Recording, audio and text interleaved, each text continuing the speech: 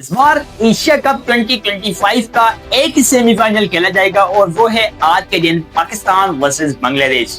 इससे पिछले मैच आपने देखा होगा कि इंडिया और बांग्लादेश के बीच में जो मैच खेला गया वो मैच इंडिया ने जीता और अपनी सीट को कंफर्म किया फाइनल में। और आज के मैच में जो सेमीफाइनल खेला जाएगा पाकिस्तान वर्सेस बांग्लादेश, जो भी इस मैच को जीता वो डायरेक्टली क्वालिफाई कर जाएगा फाइनल के लिए और संडे वाले दिन वो इंडिया के सामने वो टीम होगी और उनके बीच में फाइनल होगा। आज के मैच की अगर मैं सिनारियो की बात करूं तो बांग्लादेश की पहले मैं बात करता हूं, उनके जो कप्तान है लिटन दास, जो इंजरी का शिकार है, वो आज के मैच भी शायद वो ना खेलें क्योंकि गर्मी ज्यादा है और इंजरी जो उनकी हुई है वो एकदम से रिकवरी होना इतना आसान नहीं है। जाकिर अली अगेन से मुझे लगता है कप्तानी करते हुए दिखेंगे बांग्लादेश की साइड से और कॉम्बिनेशन उनका अच्छा ही बना हुआ है, लेकिन जाकिर अली मुझे लगता है कप्तानी में थोड़ा सा उनको इम्प्रूव करना चाहिए। उस तरह से उन्होंने कप्तानी लास्ट मैच में भी नहीं की इंडिया के अगेंस्ट। और आज के मैच के लिए मैं अगर पाकिस्तान की साइड की बात करूं तो मुझे लगता है कि उनको लास्ट सेम वाली प्लेइंग 11 ही खिलानी चाहिए।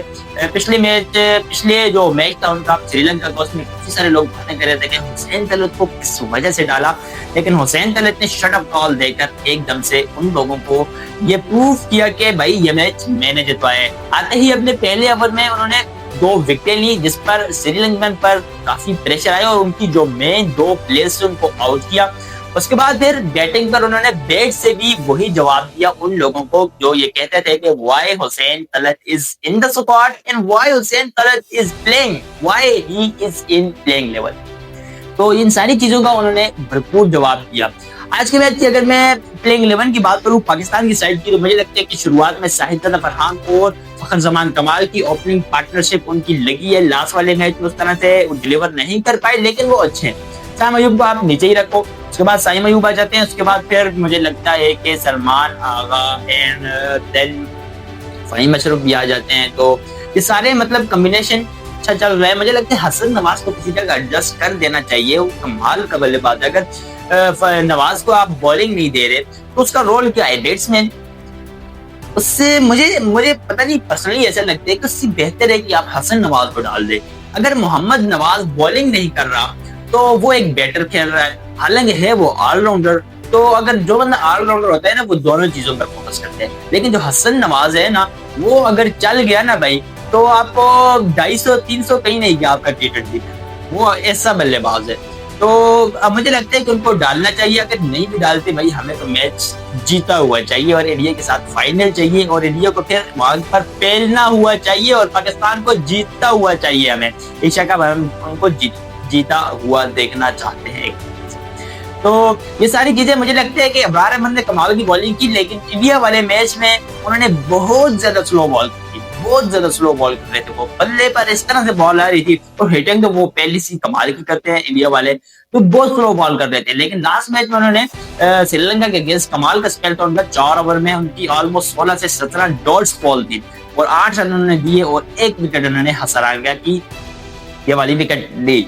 तो कमाल की बॉलिंग वो भी कर रहे हैं, वो भी अच्छे रिदम में देखा। शाहीन जाफरी भी कमाल की बॉलिंग कर रहे हैं, अच्छे रिदम में दिख रहे हैं। उन्होंने कमाल की बॉलिंग की लास्ट मैच में। उन्होंने श्रीलंका के अगेंस्ट T20 में उनका डेब्यू मैच भी था। इससे पहले आपने देखा होगा कि ऑलमोस्ट 80-85 जितने भी मैच हुए शाहीन अफरीदी के, अभी तक शाहीन अफरीदी ने T20 इंटरनेशनल में श्रीलंका के अगेंस्ट एक मैच भी नहीं खेला था।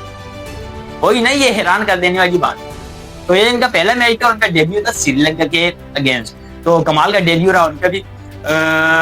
बात करें बांग्लादेश की तो उस तरह से फिट नहीं लग रहे, लेकिन सैफ उनके बल्लेबाज जो है वो फॉर्म के अंदर है, रेड हॉट फॉर्म के अंदर है, कमाल की बल्लेबाजी कर रहे हैं। लेकिन शाहिद अफरीदी को चाहिए या जो भी बॉलर है उसको चाहिए कि उनके जो टॉप ऑर्डर के 3-4 प्लेयर्स है ना, एटलीस्ट पावर प्ले के अंदर 2 से 3 विकेट आपको चुकाना लाजमी होगी बांग्लादेश की, नहीं तो वो आपको टफ टाइम भी दे सकते हैं। लास्ट में आपने देखा होगा कि T20 जो सीरीज थी बांग्लादेश के साथ ढाका में, उनकी अपने ही कंट्री में थी, वो पाकिस्तान को उन्होंने हराई है। ये अच्छी चीज है, इससे आपको सबक सीखने की और आपने काफी सारे प्लेयर्स के बारे में जानकारी ले ली होगी बांग्लादेश के कि वो किस कैपेबल के प्लेयर है और इस हिसाब से आप उनके लिए फिर अलग से प्लान भी करते हो।